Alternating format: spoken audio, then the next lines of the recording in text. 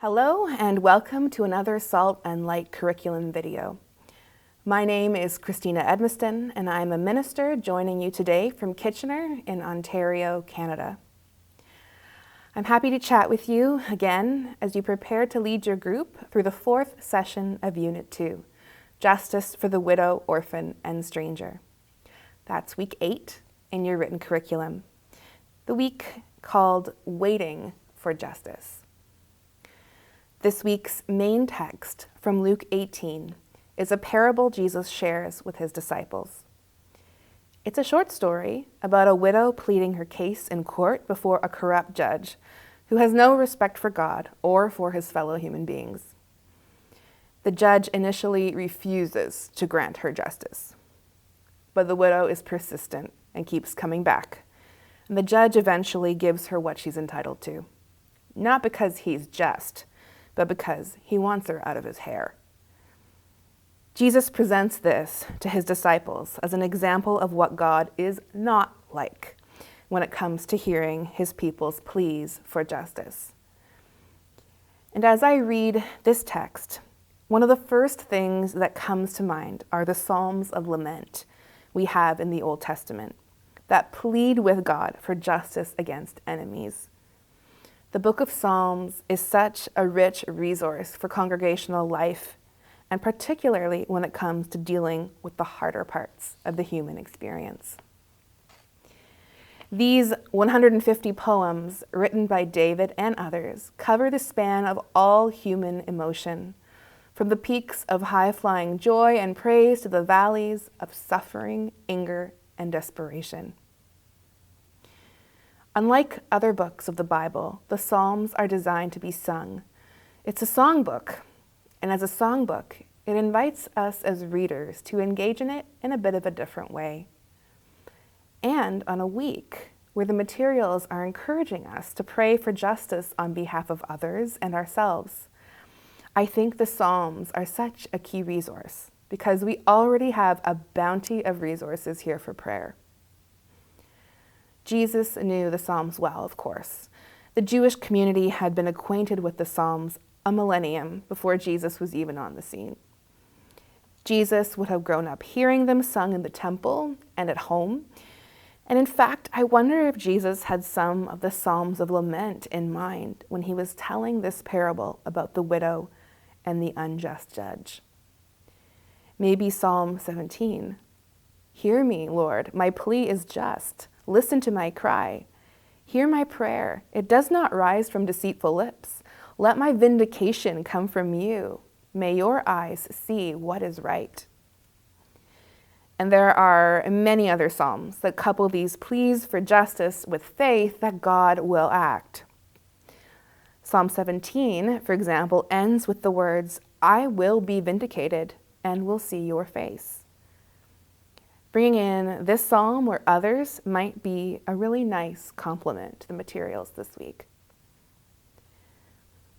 As I read through this lesson and consider this focus on persistent prayer, I am also reminded of a small wooden sign that has hung in my in-laws' home for as long as I can remember.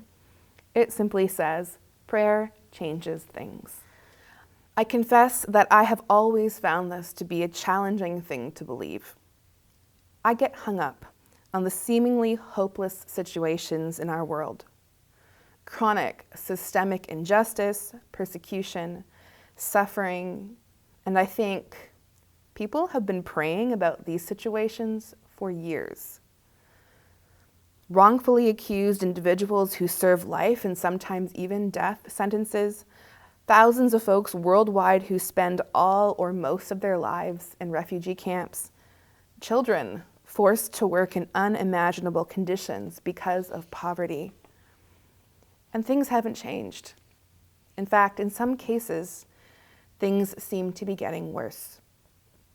In the face of what so often seems like the black hole of need in our world, the phrase, prayer changes things, so often seems simplistic. And yet, today's texts and the materials challenge us again to look at the ways that prayer is transformative. Prayer changes things. Well, how does prayer change things? And exactly what things does prayer change? The practice of prayer itself is transformative, as the material suggests. Deep, sustained prayer changes us as people. It helps us pay attention to where God is present and to where there are windows of opportunity for us to be instruments of God. The story on page 46, God Don't Like Ugly, is an example of this. Grandma Susie prays and leaves things in God's hands. But she also acts when she encounters the sheriff. There is often a focus, as in the parable of the unjust judge, on persistent prayer moving God to change our external circumstances. But the reality is that the practice of prayer itself, which of course involves the presence of the Holy Spirit, also changes us. I find it easy to see how the practice of prayer changes people. I can reflect back on my life and see how that's the case for me. Any regular practice changes us as people if we're really devoted to it. But do we also persist in prayer, expecting God to intervene and change things external to us? In some Christian communities, a belief in God's active involvement and intervention in all aspects of life is alive and thriving. In other Christian communities, people may find it more difficult to believe in divine intervention in the context of contemporary society. And the folks in your group likely all sit somewhere a little bit different when it comes to this spectrum. We will never understand exactly how God works.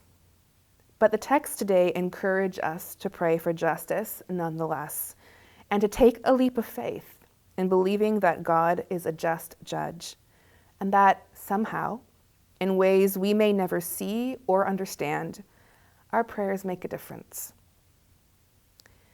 May you be encouraged and energized as you lead this week, and may God work through you to bring more and more of Jesus to those whom you're serving. See you next week.